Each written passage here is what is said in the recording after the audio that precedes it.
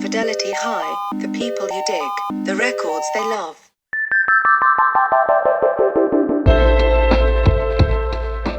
Craig Finn is a solo artist and frontman of the critically acclaimed rock and roll band The Hold Steady. Pitchfork stated, Finn not only has a commanding, rousing voice, but he also says something worth hearing, displaying gifts for both scope and depth that are all too rare in contemporary rock, indie or mainstream. In addition to 6 studio albums with The Hold Steady, Finn has also released 3 solo records, with the most recent being We All Want the Same Things in 2017. The Hold Steady recently released their new single, Entitlement Crew, backed with A Snake in the Shower via the band's original label, French Kiss Records. This is Craig Finn, and my Fidelity High is Let It Be by The Replacements. I was in junior high, and a friend came to me and said, we were playing tennis, actually, and I told him my favorite band was the Ramones, and he said he knew these guys, his sister knew someone in a band called The Replacements, and they had records out, and I thought it was pretty cool that I knew someone who had a record out, and I thought I needed to get it, and especially because he said if I liked the Ramones, I might like The Replacements. And I was into music, but things came out a little more on the trickle down there, before the internet, you kind of were looking for scraps of information. So even hearing about a band that I thought I might like, I went and got the Hootenanny record, and I loved it. By the time I heard it, but to the time I played it, I had a new favorite band. And I couldn't believe they lived in my hometown, which was, I was in suburban Minneapolis. So Let It Be came out that fall. I think it's an October release. Fall 84. And it was the first record I remember looking forward to it actually coming out. It wasn't something that in the past. It was a record that I was eagerly anticipating because I'd seen ads for it and it was coming out. And I went to the record store shortly thereafter with the idea of buying that record. And I think that has something to do with why it's my favorite. I think that Let It Be differed from Hootenanny in that it was maybe one step more. Hootenanny, I felt like when I looked at the jacket, and after I got Hootenanny, I'd actually gone back and gotten Sorry Ma and Stink, and they were like a little rougher around the edges, and Let It Be still has some of that roughness, but they were like they felt like underdogs on the first 3 to me, even when I was that age, 8th grade. I was like, wow, these guys are kind of scrappy. But suddenly with Let It Be, even the picture on the cover when you saw it, it felt to me like they were cool. And it felt like, the thing about this record is this 8th grade is just a terrible time for me. Someone said to me recently, we were not kings. It was not a good time, my junior high years. So it was kind of a dark time, and I kind of related with the underdog nature of it, I guess. And then all of a sudden, I felt like Let It Be made it feel like, wow, actually, look through the other way. These guys are super cool, and the music sounded not just angry or lackadaisical or unimpressed, it felt really engaged and hopeful, maybe, and romantic in some way. At least that's how I experienced it. In May of 1980, The Replacements frontman Paul Westerberg dropped off a 4-song demo tape to Peter Jesperson, the manager of the Minneapolis independent record store, Folk Jokopus. Unbeknownst to Westerberg, Jesperson was also the co-founder of the local record label Twin Tone Records, who have become legendary as being the home to Soul Asylum, the Jayhawks, Babes in Toyland, Ween, Suicide Commandos, and more.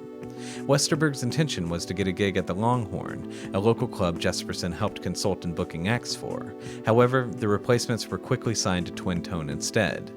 The label issued the band's debut LP, Sorry Ma Forgot to Take Out the Trash, the following year.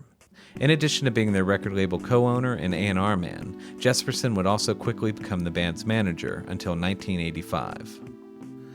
I bought the record Let It Be at the Folk Jokopus store in South Minneapolis, which was kind of Replacements history, it's kind of where they started. It's certainly where they hung out. And their manager, Peter Jesperson, I think, heard the demo tape of them, and there's a lot of history regarding the band and the store. I didn't know about that at all that time, but what was kind of interesting was in 1984, sort of pre-Kurt Cobain, you had to go to an independent record store to get an independent record. So I mean, you couldn't. There was a Music Land in the mall that was closer to my house, but they sure as hell weren't going to be carrying the Replacements. So you had to go to a record store that sold punk rock and the right kind of music to get that. So in that case, that was probably, I don't know, let's say 5 miles from my house, maybe less. But and I guess I could have ridden my bike or something. But what I did is I was bugging my dad to give me a ride over there, and so he drove me there. He could tell how important it was. Like that wasn't what he would normally do, but he could tell I was really anxious about this. And then he came in with it, and he actually he bought it for me because I was super excited about it. And the guy behind the counter at Orfolk turned down the music, which was really loud. It was James Brown, I remember, and he turned it down and he pointed at my dad, and he looks at me and he goes, "Cool, Dad." But then he pointed at me and looked at my dad and said, "Cool kid." And it was a cool moment. Then my dad, of course, takes a look at the record and finds out that the song on the B-side one is called "Gary's Got a Boner." And he says, "So that sounds like a good song." But it was really cool. And I was so excited to hear it. And like I said, it came at a very important time for me. 1984 was a pivotal year that catapulted the Minneapolis music scene into the national spotlight. The motion picture Purple Rain, set in Minneapolis and starring Prince, was released and grossed over $80 million at the box office worldwide. Its accompanying soundtrack by Prince and the Revolution also spent 24 consecutive weeks at number 1 on the Billboard Albums chart. A lesser-known independent rock scene in town was simultaneously making its own impact bubbling just under the surface. Husker Du released their historic 23-song double album Zen Arcade via Black Flag's SST Records, and their frontman Bob Mould also produced Soul Asylum's debut, Say What You Will, Everything Can Happen for Twin Tone. The Replacement's third album, Let It Be, was met with widespread critical acclaim that year, with Rolling Stone magazine calling it a brilliant rock and roll album in their 4 out of 5-star review. The album was also voted the 4th best record of the year in the Village Voice's highly influential Paz and Jop Critics Poll for 1984. The esteemed critic Robert Christgau also ranked it the 2nd best album of the year, following Bruce Springsteen's Born in the USA. I remember when 1984, when Let It Be and Zen Arcade came out, I'd asked my dad. He'd gone to New York on business, and he brought me back a copy of the Village Voice, and it was like the Paz and Jop just happened to be, and I think that the Replacements and Let It Be and Husker just finished really high that year, if I'm remembering right, and at the same. There was a sense that it was being discovered elsewhere, and especially that started at Let It Be. The other way it sort of affected me is I was taking guitar lessons from this guy named Chris Osgood, who was had originally met in a band called the Suicide Commandos and was kind of a guy around town. And he had to give up lessons because he went to work full-time for Twin Tone with the success of the Replacements' Let It Be record. And so, you could tell things were bubbling. But, again, I was in 8th grade. So my finger was hardly on the pulse, I'd read the city pages of the weekly every week when they came out. And I'd go to all-ages shows when there were all-ages shows, which was actually quite pretty frequently.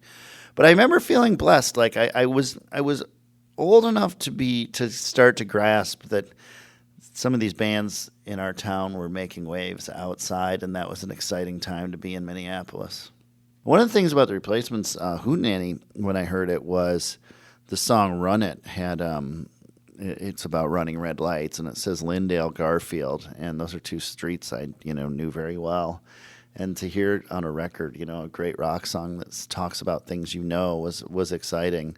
But yeah, I was sort of I was finding myself getting more into music, but searching deeper and deeper in things like, friends had started to get into punk rock or hardcore like Black Flag and skateboarding, and so it was a part where I was kind of finding myself, but also, as I said earlier, not having a great time. Let It Be found the band further distancing themselves from their punk rock roots exhibited on their earlier recordings, with more traditional pop and rock elements incorporated into their songs. The band originally hoped for REM's Peter Buck to produce, but only a guitar solo from him appears on the album opener and single I Will Dare. Rolling Stone magazine has named Let It Be one of the 500 greatest albums of all time, and I Will Dare was inducted into the Rock and Roll Hall of Fame's 500 Songs That Shaped Rock and Roll. I think one of the things that makes this record interesting, is Unsatisfied and 16 Blue are very, very sad, beautiful songs. And they exist on the same side of the record as Gary's Got a Boner and Senior Video, which just sort of seems tossed off. The whole record kind of just sums up the dichotomy and the Replacements of being unbelievably sensitive and being able to write these gorgeous, gorgeous songs that people really connect to and are sad with this brashness and this drunkenness and, this kind of armor up. And I think that giving us a peek behind that armor, or a peek into the soft side was really what made this record connect with a lot of people, myself included. I will also say Let It Be is my favorite record of all time. My favorite song of all time, thus, is I Will Dare, which was the opening. I remember putting the needle down on this song when I first heard it, and it just makes me feel cool when I hear this song. And I sort of can identify, sounds and smells with this sort of Minneapolis autumn. But I think that also the chorus, if you will dare, I will dare, is extremely romantic to say, like, if you'll go here with me, I will. And I think it's a brilliant song, and it's just a groove. It's not too complex, but it just does all the right things for me. It's interesting that Androgynous, is on that record too, because in some ways, at the time, I thought it was a snapshot of where we were with, Annie Lennox and Prince and some of the, Boy George. Those were the things that were kind of on MTV at that time. And so I thought, and I'm guessing that that's what it was. It was kind of seeing that on TV and writing the song Androgynous, I'm guessing. But it has absolutely ended up something that is timeless and important and feels right when Laura Jane Grace does it. It's a beautiful song to convey a cool emotion, and I don't think I knew it at the time, but I'm wondering what Westerberg thought when he wrote it. But that's, I guess, the genius of his songs is sometimes you think he's just doing one thing, and it turns out that it sticks with you for your whole life.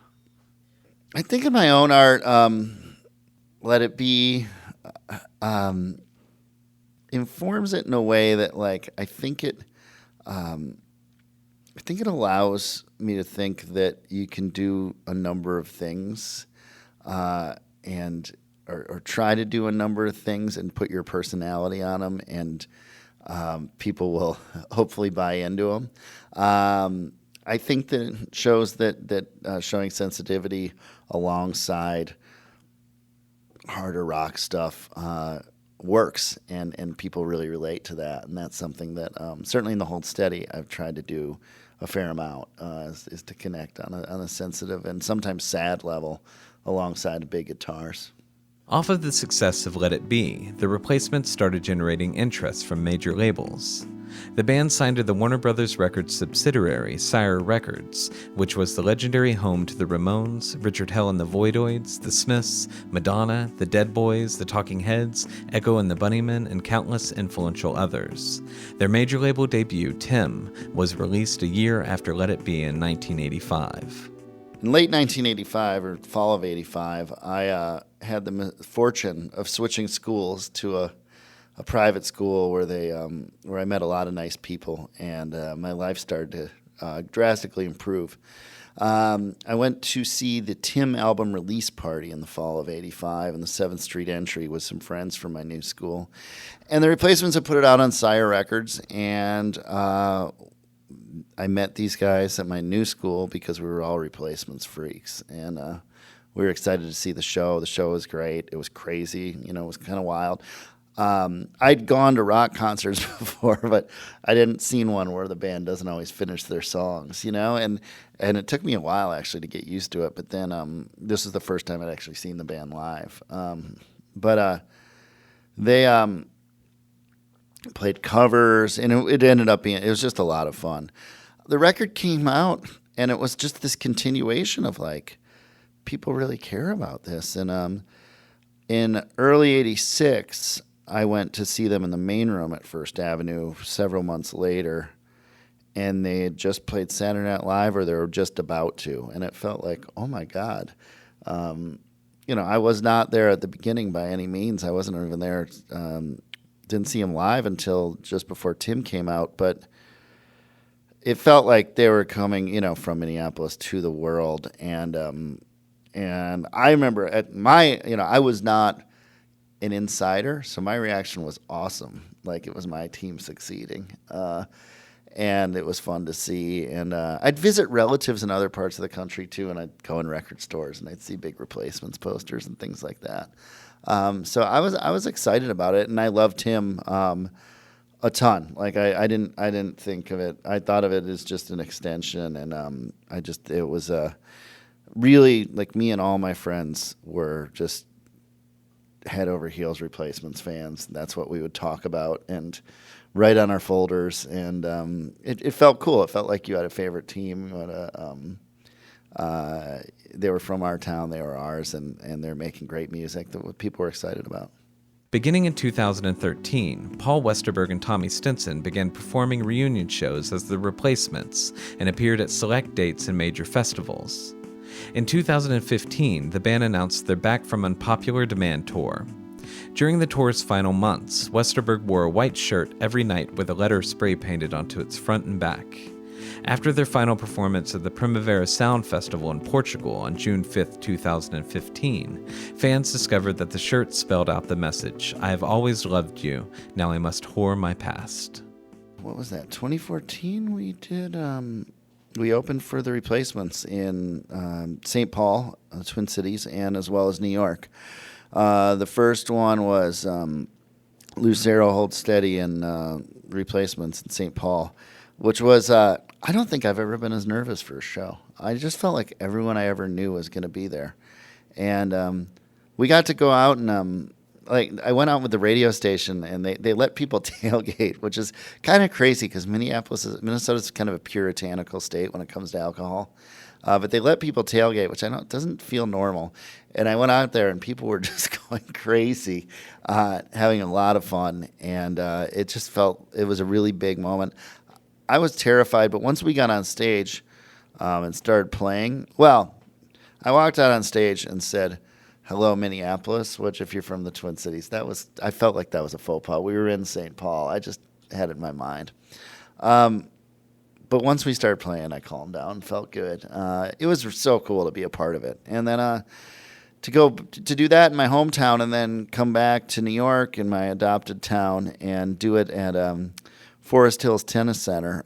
We opened for them again a little bit later. And I had the crazy notion on stage, and so I told the story during a breakdown of Your Little Hood Rat Friend, that I was sitting there thinking that I first heard about the Replacements when I was playing tennis, and I heard about them, and because my friend said if I liked the Ramones, I'd like the Replacements. So I'm sitting there in Forest Hills, Queens, where the Ramones are from, playing at this tennis court, and I was like, wow, this is really just a crazy, amazing sequence of events, and I felt really lucky to be a part of it. And what was the best part is the Replacements, both shows came out and just killed it, and I thought they were amazing, and it was so fun to see them play those songs, and they were, kind and cool, and it was really a great honor that we got to do that.